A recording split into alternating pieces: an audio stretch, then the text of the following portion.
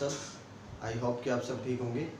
तो मैं पुनीत सर स्वागत करता हूँ आपका अपने यूट्यूब चैनल SPS में।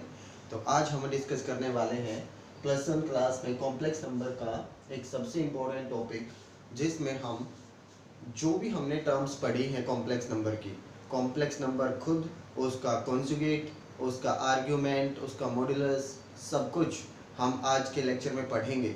अब आपके माइंड में ये आ रहा होगा कि ये सब कुछ तो हम पढ़ चुके हैं लेकिन ये न्यूमेरिकल फॉर्म में पढ़े हैं। आज हम ग्राफिकली इनको अच्छे से समझेंगे। अगर आप इसको ग्राफिकली समझ जाते हो तो अब इसमें कोई प्रॉब्लम नहीं आती है, न्यूमेरिकली भी आप इसके फॉर्मूलेज सब समझ जाते हैं। तो चलिए हम स्टार्ट करते हैं आज का लेक्चर। तो सबसे पहले आर्गन प्लेन और कॉम्प्लेक्स प्लेन बोले या गॉसियन प्लेन बोले, तीनों एक ही चीज़ है।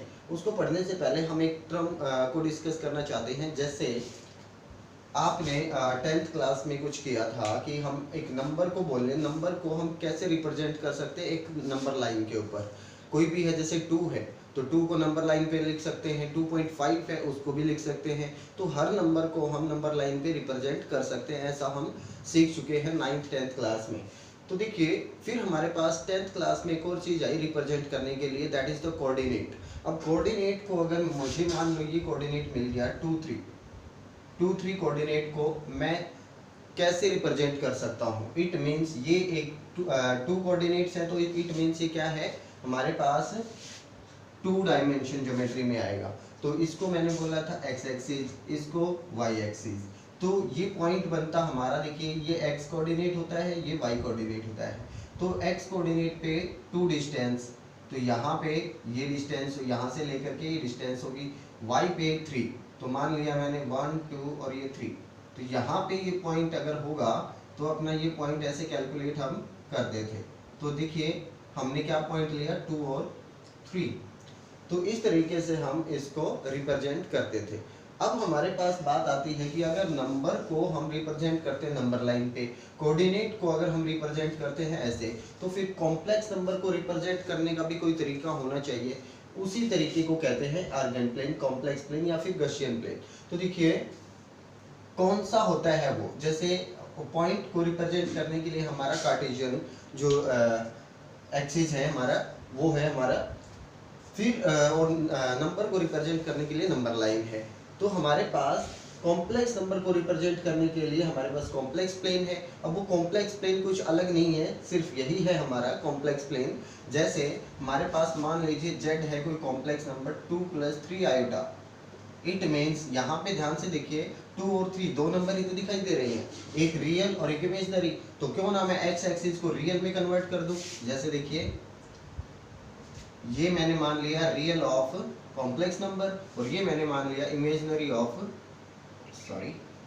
Of complex number. तो इट मीन्स आपको दिखाई क्या दे रहा है, देखिए यहाँ पे होंगे अपने पॉइंट्स जो अलग अलग 1 2 3 4 और यहाँ पे होंगे पॉइंट 1 2 3 एंड देन 4। तो देखिए यहाँ पे अपना ये रियल पार्ट है, तो रियल कितना है 2 और इमेजिनरी कितना है 3। तो वैसे ही जैसे वो पॉइंट मिल रहा था, वैसे ही हमें यहाँ पे एक कॉम्प्लेक्स नंबर का भी पॉइंट मिल रहा है।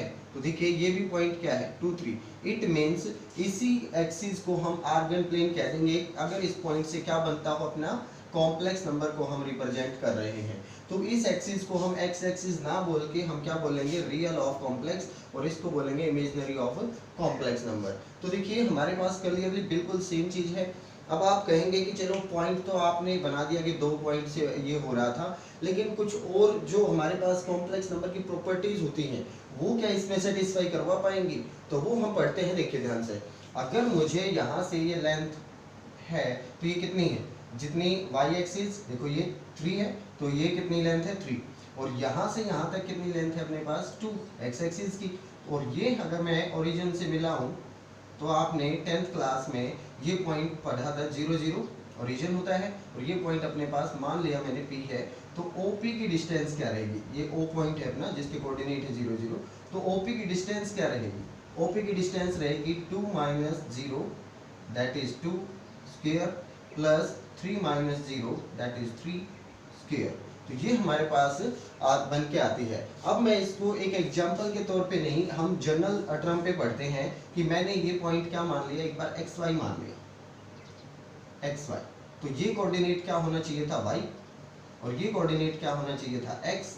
तो डिस्टेंस क्या होनी चाहिए थी X square plus Y square, ऐसे होनी चाहिए थी। तो डिस्टेंस अपनी निकल के आ गई। तो यहाँ से भी देखिए मैं उसी पॉइंट को लेट करता हूँ, ये कॉम्प्लेक्स नंबर मैंने क्या मान लिया एक्स प्लस आयोटा वाई।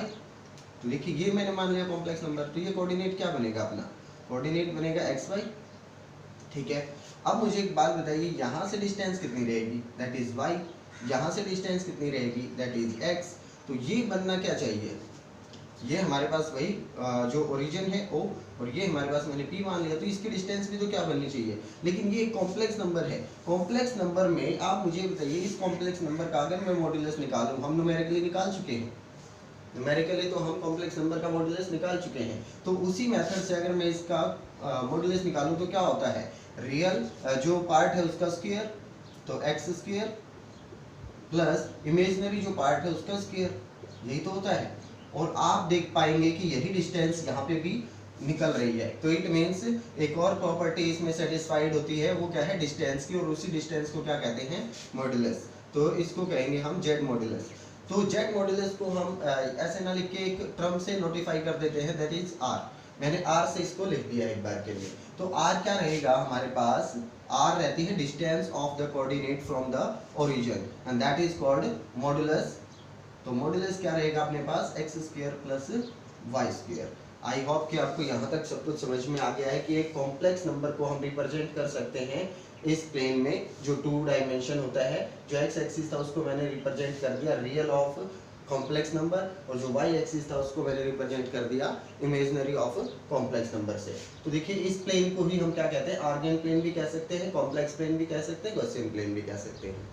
अब हमारे पास यहाँ से ये चीज़ें निकल कर आती है, चलिए ठीक है, ये बात हम हमारे समझ में आ गई। अब हमें ये दिख रहा है कि यहाँ पे एक राइट एंगल ट्रायंगल बन रही है, यहाँ पे एक राइट एंगल ट्रायंगल बन रही है, और राइट एंगल ट्रायंगल बन रही है तो हमारे सारे ट्रिग्नोमेट्रिक रेशियोज जो हैं वो इसी से तो आते हैं।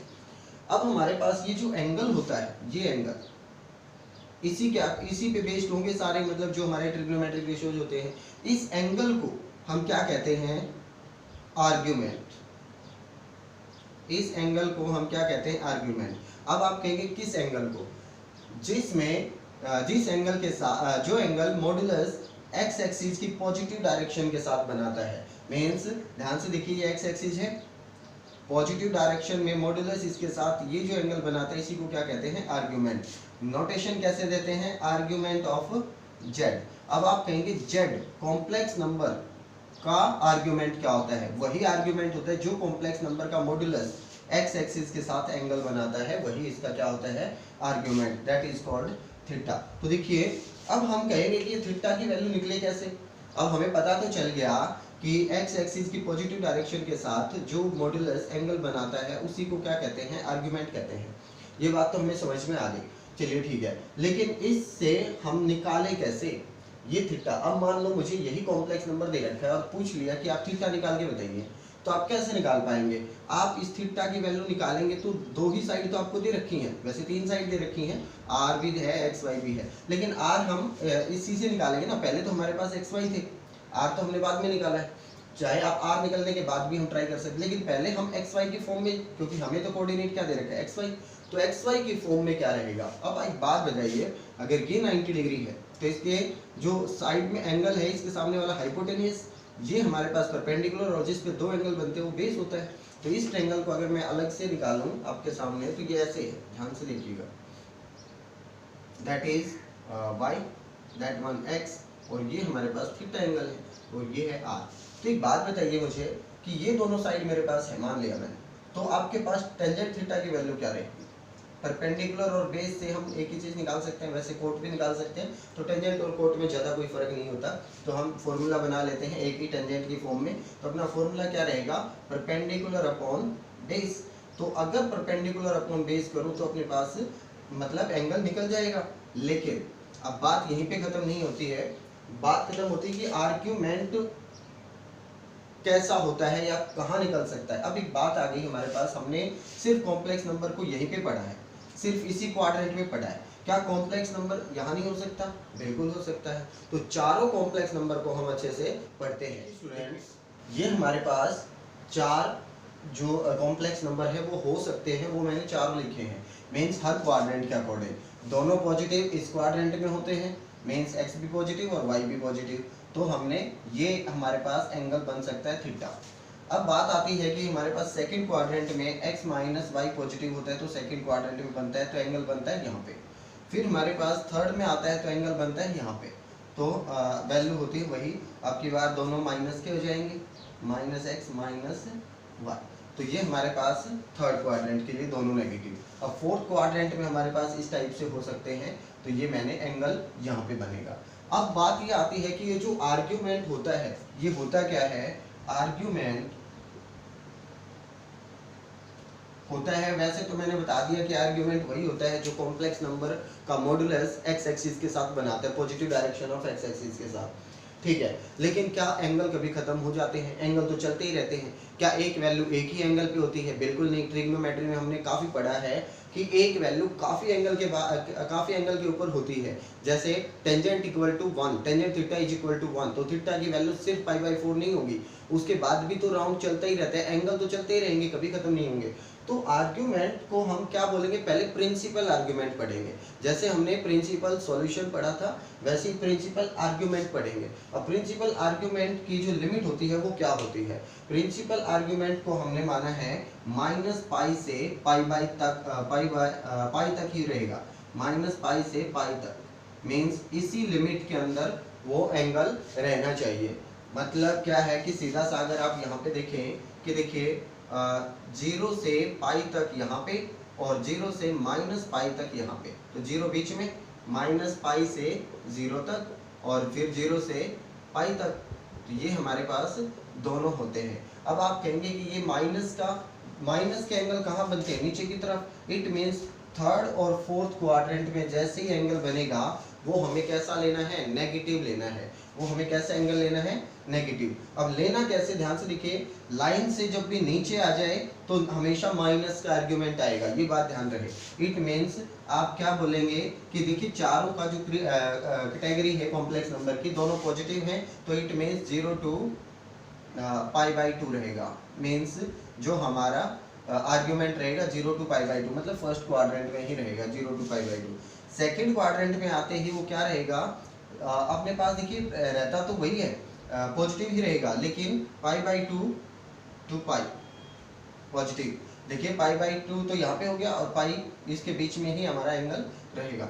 फिर हमारे पास आता है दोनों माइनस के, तो ये देखिए ध्यान से, ये क्या कौन सा क्वाड्रेंट है? इधर से चले तो सेकंड है, मतलब माइनस का सेकंड है। तो ध्यान से देखिए -π/2 to -π बोल सकते हैं इसको हम। ये रहेगा हमारे पास थर्ड क्वाड्रेंट का। और यहाँ पे हमारे पास फोर्थ क्वाड्रेंट के लिए क्या रहेगा? 0 to -π/2।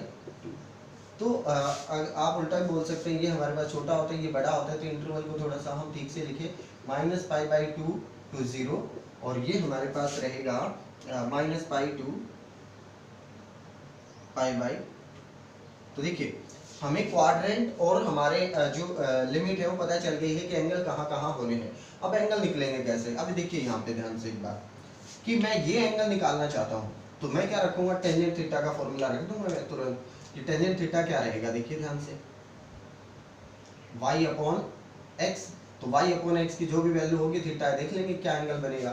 जैसे मान लो मैं एक एग्जांपल के लिए मैं मानता हूँ कि ये 1/√3 आ गया, तो हमें पता है कि 1/√3 टेंजेंट थीटा कितने पे होता है? π/6 पे, तो ये π/6 आ जाएगा, ये एग्जांपल के लिए। अब देखिए ध्यान से, मुझे एंगल निकालना है थीटा, लेकिन थीटा तो इस ट्रायंगल में है ही नहीं, जो राइट एंगल ट्रायंगल है उसमें थीटा नहीं है, थीटा तो बाहर है। तो उसका जो एंगल है वो मैं क्या मान लेता हूँ? एक बार के लिए ध्यान से देखिए, इसको मैं अल्फा मान लेता हूँ। हमेशा जो एंगल बनेगा ट्रायंगल में वो मैं क्या मानता हूँ? अल्फा मानता हूँ। तो अब टेंजेंट अल्फा निकलेगा यहाँ से, ध्यान से देखिए, अल्फा, टेंजेंट अल्फा क्या रहेगा? y/x। लेकिन एक बात बताइए, क्या अल्फा ही एंगल चाहिए हमें? नहीं चाहिए, अल्फा एंगल तो नहीं चाहिए, मुझे थीटा चाहिए। तो थीटा क्या रहेगा फिर? जैसे मान लो कुछ भी आया अल्फा, तो थीटा को हम क्या लिख देंगे?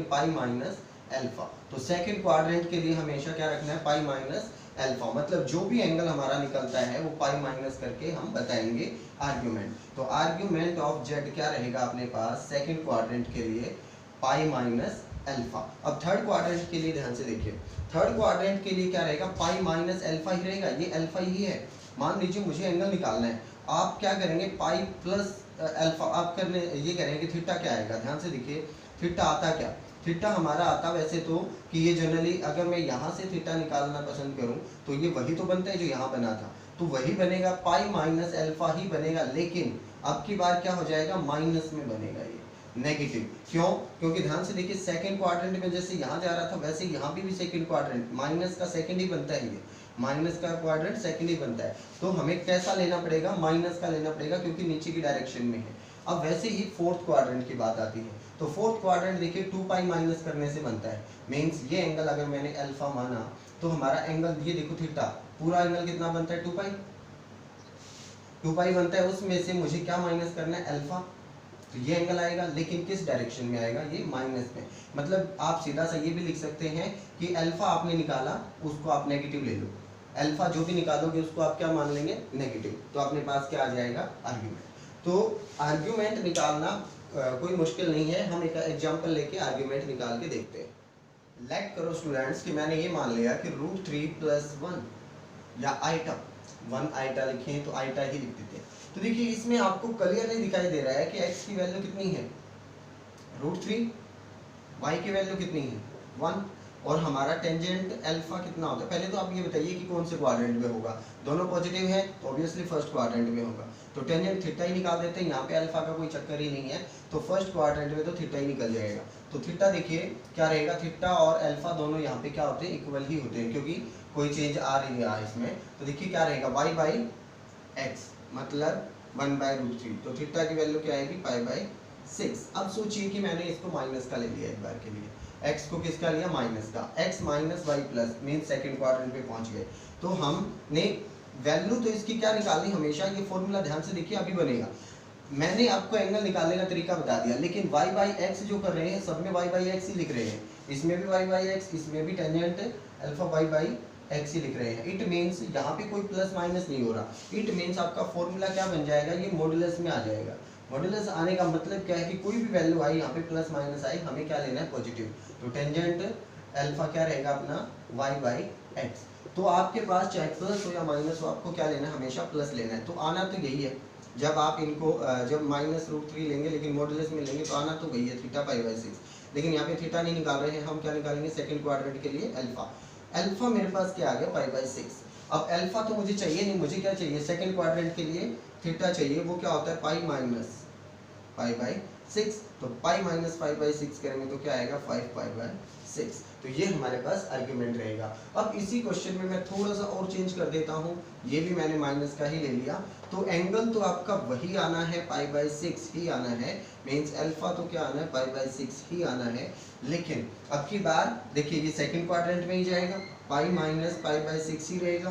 तो थर्ड क्वाड्रेंट के लिए बात कर रहे हैं नेगेटिव डायरेक्शन में, तो ये क्या आ जाएगा, हमेशा माइनस का, तो -5π/6 ये हमारा थर्ड क्वाड्रेंट में रहेगा। अब हम फोर्थ क्वाड्रेंट की बात कर लेते हैं, तो हमारा पॉजिटिव रहेगा x और नेगेटिव रहेगा y। तो एंगल तो वही आना है, लेकिन ये किसका आएगा, अब की बार -π/6 का आएगा। तो बिल्कुल चारों का मैंने निकाल के बताया है आर्ग्यूमेंट आपको, कि जैसे हमने इनका रेशियो निकाला और जो भी एंगल बनता है वो क्वाड्रेंट के अकॉर्डिंग हमारा साइन डिसाइड हो जाएंगे। फर्स्ट क्वाड्रेंट में है तो पॉजिटिव एंगल, सेकंड में है तो पाई माइनस पॉजिटिव एंगल, और थर्ड में है तो पाई माइनस एंगल नेगेटिव, और फोर्थ में है तो डायरेक्ट एंगल नेगेटिव। तो ये हमें क्लियरली कंफर्म हो जाएगा कि आर्ग्यूमेंट होता क्या है, निकालते कैसे हैं। तो चारों का हमने एंगल निकालना सीखा, आर्ग्यूमेंट निकालना सीखा। अब आर्ग्यूमेंट निकल चुका है, मॉडुलस निकल चुका है, हमने निकाला कि मॉडुलस क्या होता है, ये मॉडुलस ही तो है r। तो मॉडुलस मेरे पास है, आर्ग्यूमेंट मेरे पास है। अब हम इसकी फॉर्म पढ़ते हैं, जो कि एक कॉम्प्लेक्स नंबर को हम ट्रिग्नोमेट्रिक फॉर्म में कैसे लिखें। कॉम्प्लेक्स नंबर को हमें ट्रिग्नोमेट्रिक फॉर्म में लिखना है तो कैसे लिख पाएंगे, उसी को हम क्या कहते हैं, polar form of a complex number. तो देखिए पोलर फॉर्म बनाते हैं हम कॉम्प्लेक्स। देखिए students, polar form of a complex number या फिर बोले trigonometric form of a complex number क्या होती है। लेट करो एक कॉम्प्लेक्स नंबर है मेरे पास x + i/y, ये। तो इसको अगर मैं ग्राफिकली रिप्रेजेंट करूं तो क्या करेंगे, देखिए ध्यान से, एक्स वाई, ये मेरे पास y है, ये है x, और ये मान लिया मैंने थीटा और दैट इज r। ये सारी चीज़ें डिफाइंड हो चुकी हैं, अभी हमने यही किया था। अब मुझे ट्रिग्नोमेट्रिक फॉर्म में चाहिए, तो एक बात बताइए, मुझे x और y की वैल्यू चाहिए ऑब्वियसली, क्योंकि इसी कॉम्प्लेक्स नंबर को मुझे बदलना है ट्रिग्नोमेट्रिक फॉर्म में, मतलब जहाँ पे ट्रिग्नोमेट्रिक रेशियोज का इस्तेमाल हो। तो एक बात बताइए, x की वैल्यू चाहिए और y की वैल्यू चाहिए।